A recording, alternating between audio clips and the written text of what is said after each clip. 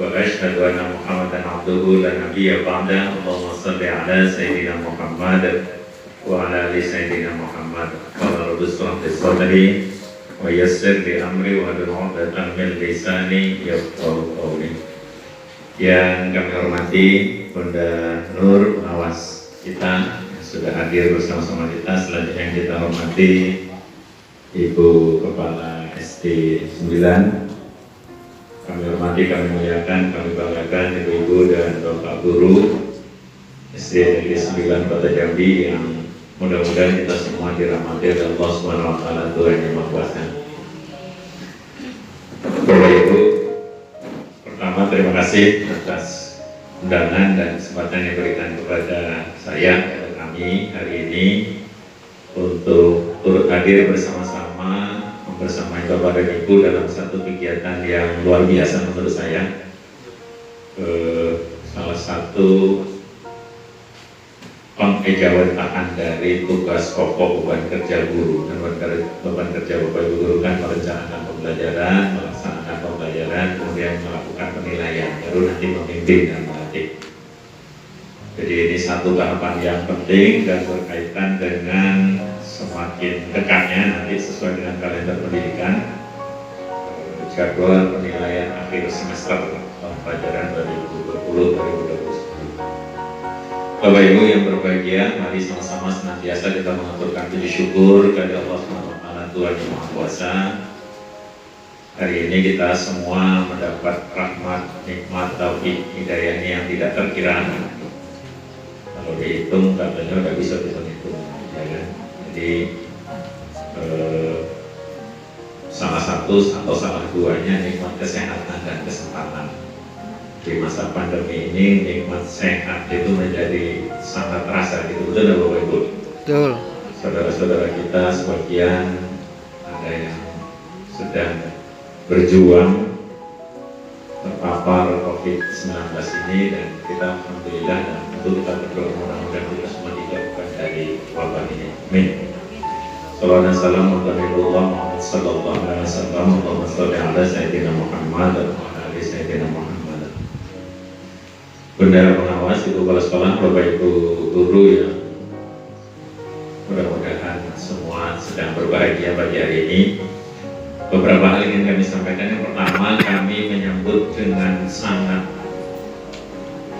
gembira inisiatif pelaksanaan kegiatan pelatihan bagi kita semua ini. Jadi tentu ini merupakan suatu buah kegiatan yang sudah direncanakan sebelumnya. Pasti hasil kerjasama dari tim sekolah dipimpin oleh Ibu Kepala Sekolah, tentu saja diarahkan oleh Ibu Pengawas kita, kreativitas, ide dari Bapak Ibu Guru di SD 9 ini untuk melaksanakan pelatihan ini. Tentu tidak lain tidak bukan tujuannya pasti bagaimana menyiapkan. Tentu yang pertamanya membagi ilmu, memperoleh ilmu tentang bagaimana cara pertama terkait kisi-kisi, kemudian kedua bagaimana menyusun soal yang baik, supaya nanti memang penilaian yang dilakukan kepada peserta didik kita itu betul-betul penilaian yang berkualitas, setidaknya memenuhi dua syarat. Pertama valid, kemudian yang kedua reliable.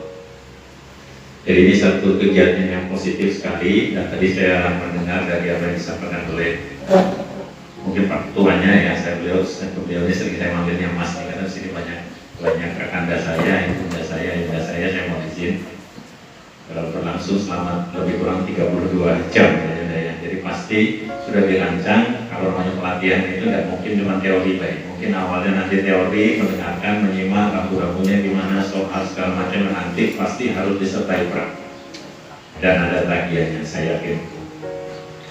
Nah kemudian berikutnya tentu kami berpesan Bapak Ibu semua agar mengikuti kegiatan ini dengan baik.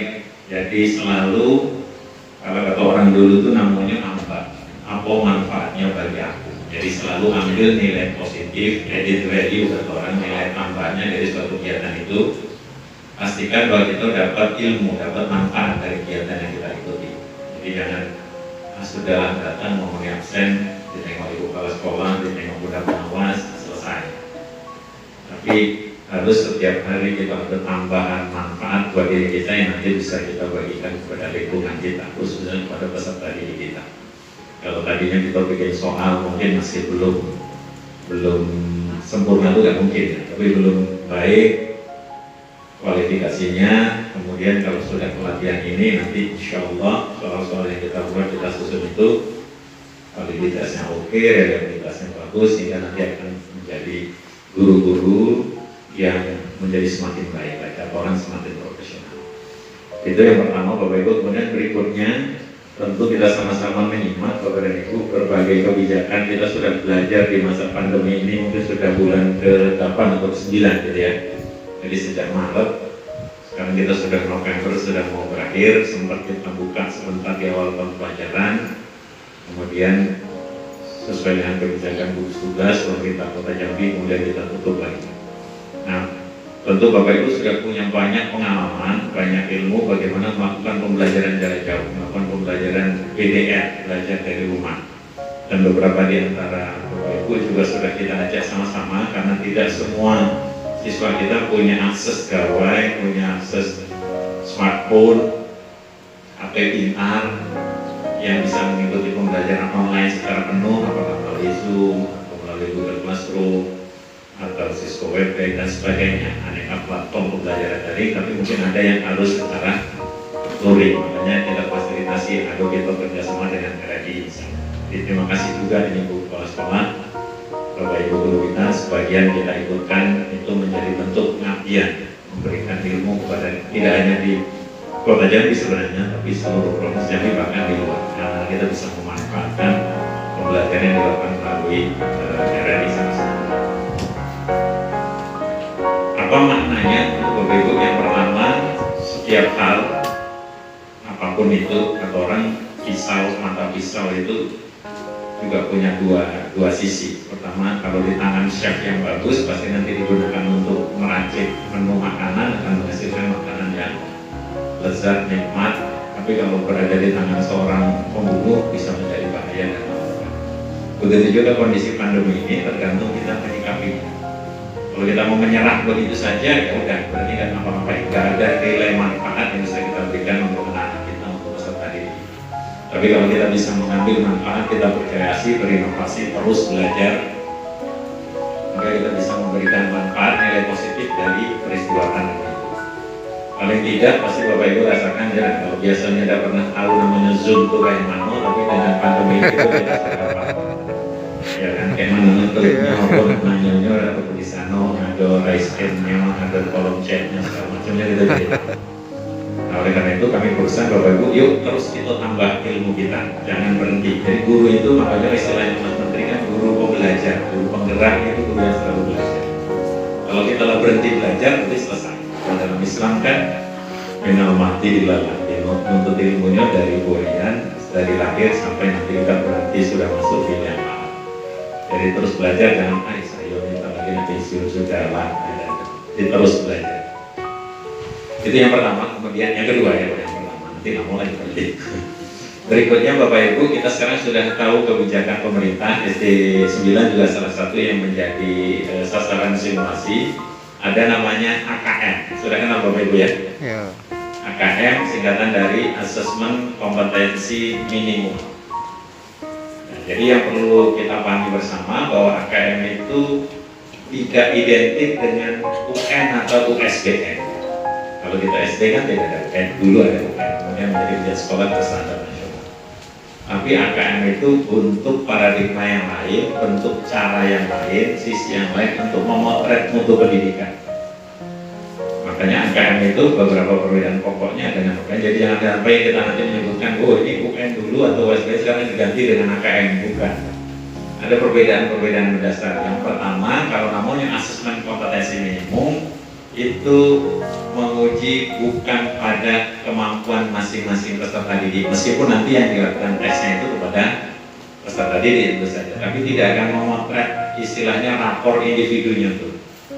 Dan kan ada misalnya nanti Sugiono ikut, terus nanti ada rapornya Sugiono nilainya kayak dulu UN, IPA 90, bahasa Indonesia 78, matematika 92 nggak ada. Jadi tidak memotret prestasi individu. Kemudian bukan dilakukan di kelas akhir.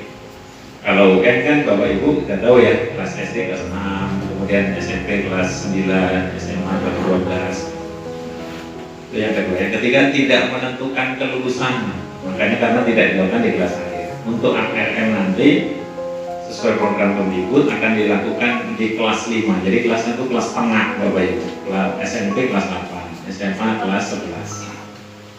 Kemudian pesertanya tidak seluruh siswa. Kalau siswanya dalam satu sekolah itu lebih dari 30 kalau SD, kalau SMP SMA itu 40. Jadi hanya 30 siswa.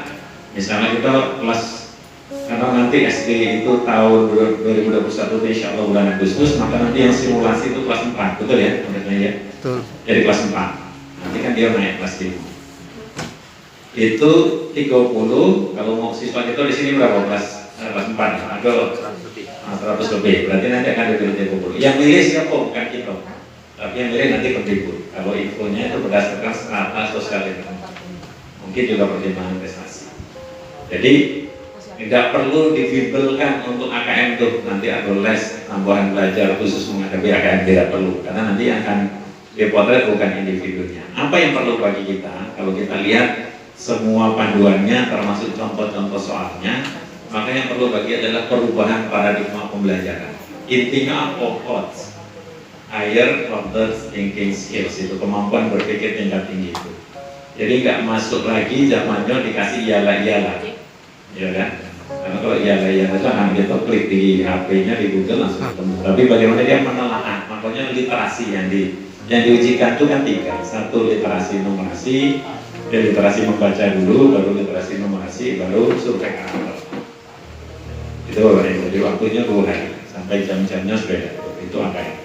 Dan tidak hanya kepada siswa, tapi Bapak Ibu guru nanti juga namanya survei lingkungan belajar. Jadi Bapak Ibu nanti diminta datanya untuk isi, Bapak Ibu kepala sekolah juga demikian. Jadi itu AKM ya. Jadi Bapak Ibu nanti membantu meluruskan apa yang menjadi persepsi masyarakat. Jangan AKM itu, oh ini gantinya UN gitu.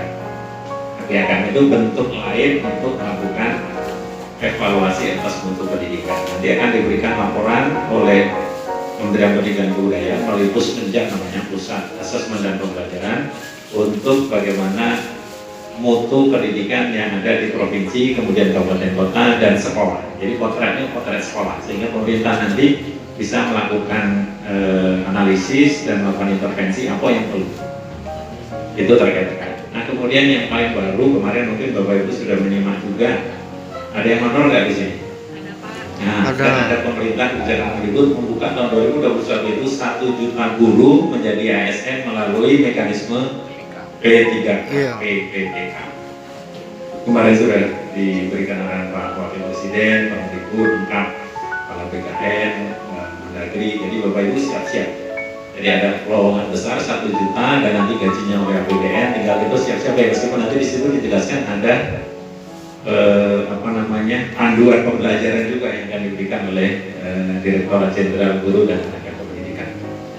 Itu Kang Iwan itu dirjennya.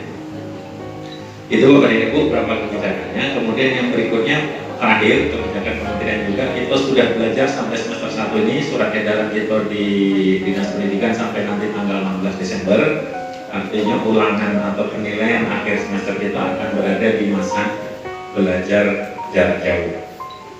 Nah, kebijakan Kementerian Pendidikan dan 4 menteri, 3 menteri yang lainnya nanti semester baru, semester genap 2020-2021 diberikan kebijakan kepada pemerintah daerah untuk membuka pembelajaran tatap muka. Nanti kita lihat, jadi kita nunggu saja Ibu. Kalau kita secara